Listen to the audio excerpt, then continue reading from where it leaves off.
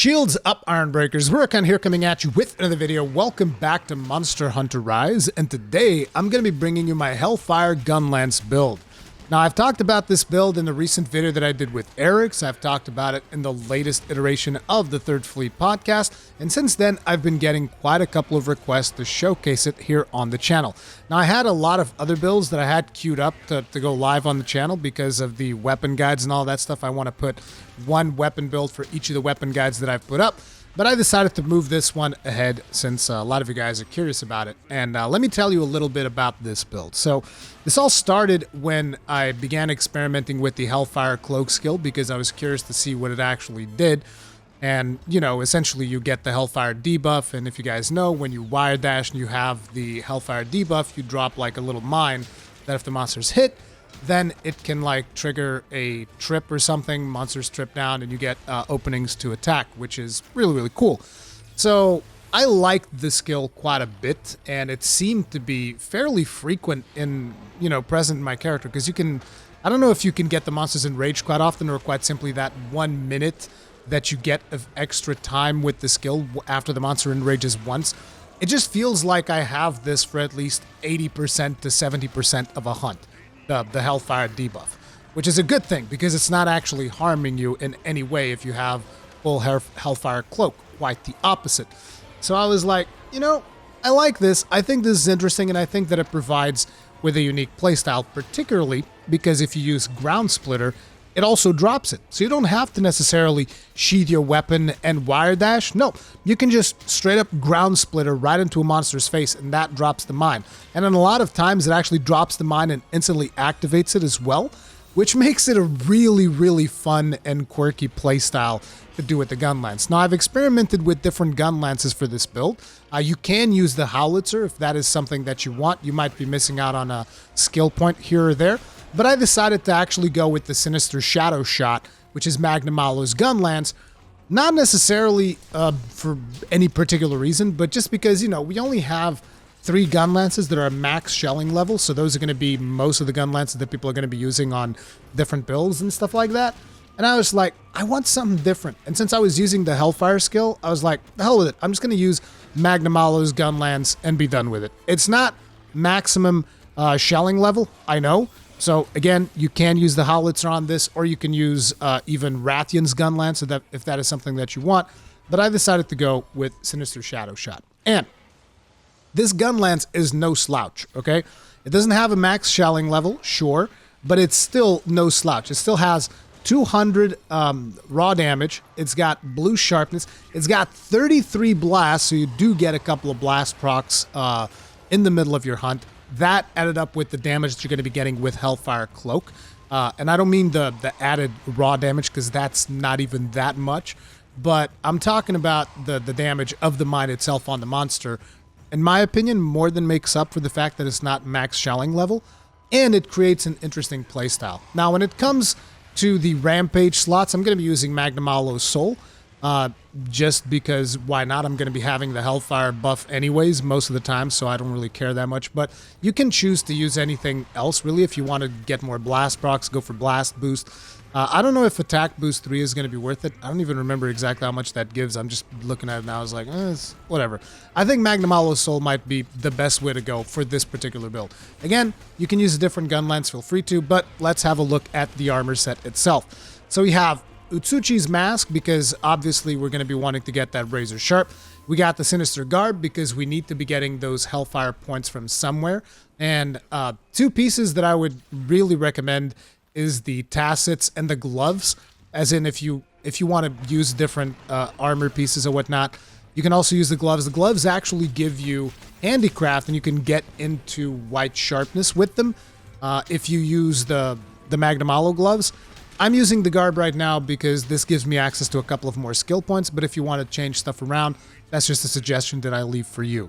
But this build is going to require a charm that gives you 2 Hellfire Cloak. And I know that's hard, but some of these builds are going to be charm dependent, and you have to get a little bit lucky with your charms. And I know that there's a lot of stuff going on right now with charms and charm tables and whatnot.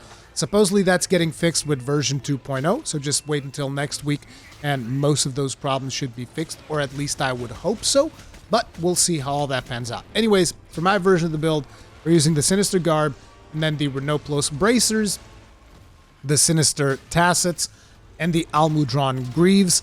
We got the Demon Petalace here to get as much damage as possible. I'm pretty much defaulting to Demon Petalace on most of my sets nowadays, because, to be honest, I don't spend that much time chasing after Spear Birds.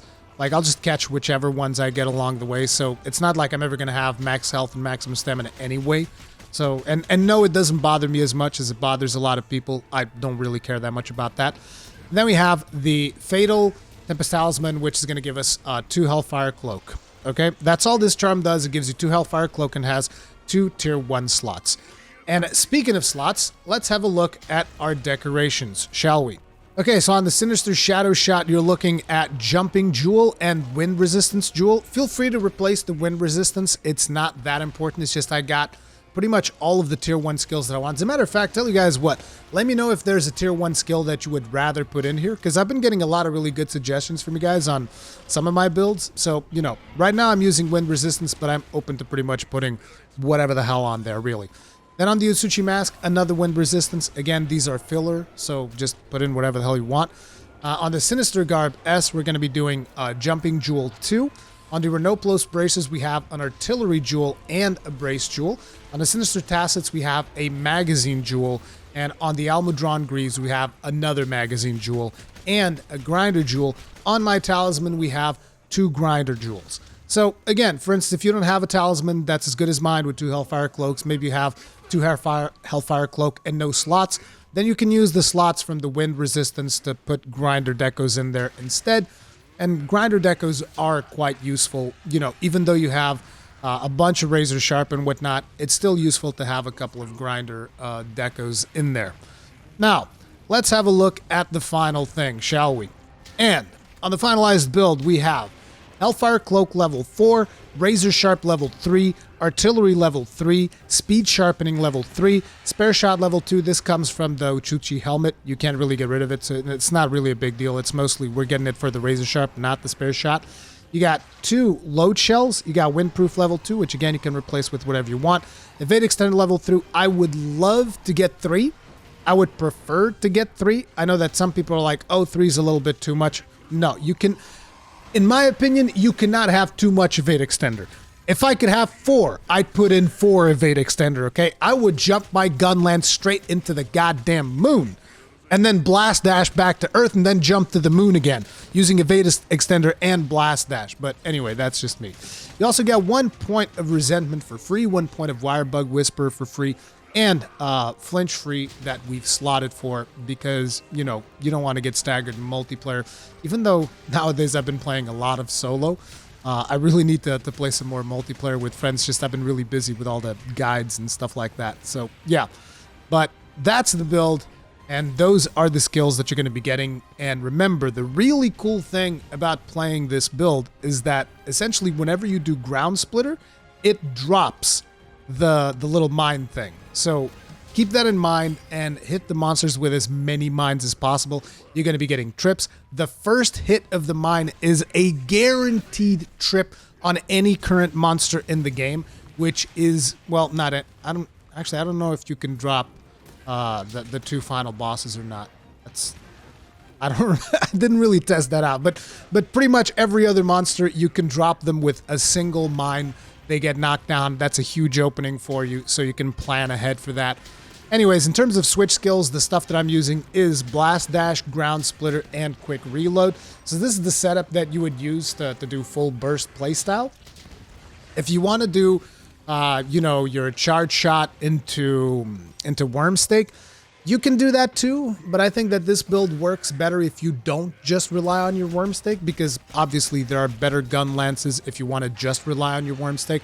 So this build is more of an all-round brawler, which is something that I personally prefer. I like having access to the entirety of the moveset of the gun lance.